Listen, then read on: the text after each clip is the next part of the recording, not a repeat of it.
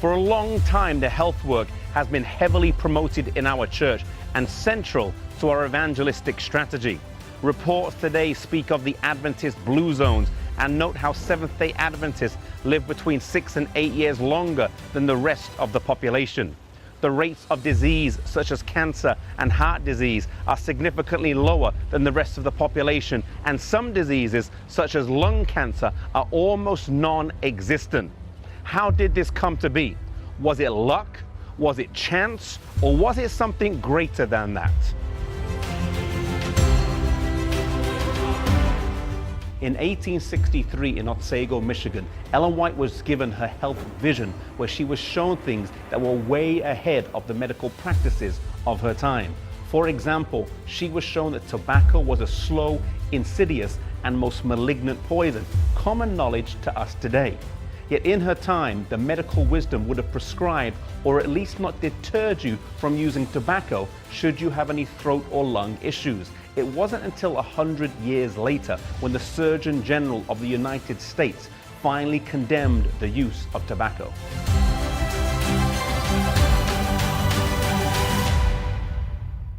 The vision was very broad in scope and encouraged holistic health and natural preventative medicine.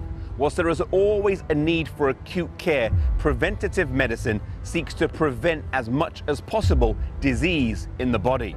Under Ellen White's guidance, they set up a health institute called the Western Health Reform Institute.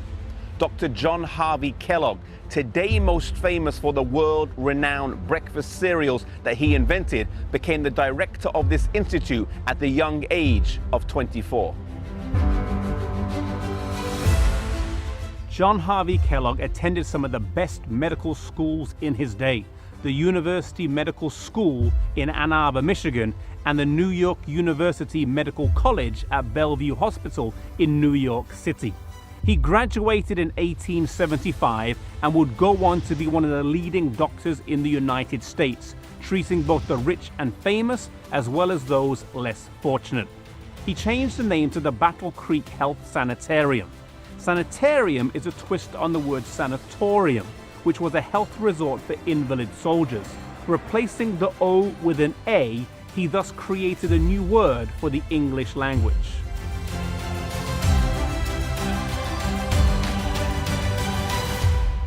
He would go on to pioneer some of the best medical practices of his day and invent some ingenious machines that were the forerunners of much of the modern equipment you'll see today in a gym, such as this rowing machine and gripmaster. Many of these were on the Titanic when it set sail for use by its wealthy passengers. The sanitarium would start out as a great witness to the message that God had given, but it would later veer off track.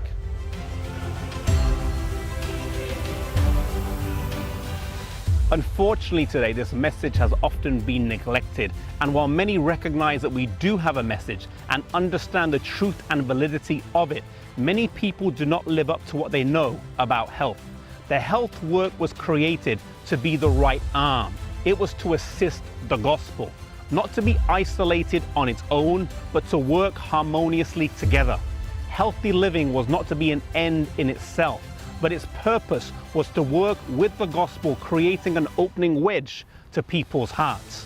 May we implement these principles first in our lives, and then also in the churches we are a part of as we witness to the communities we live in.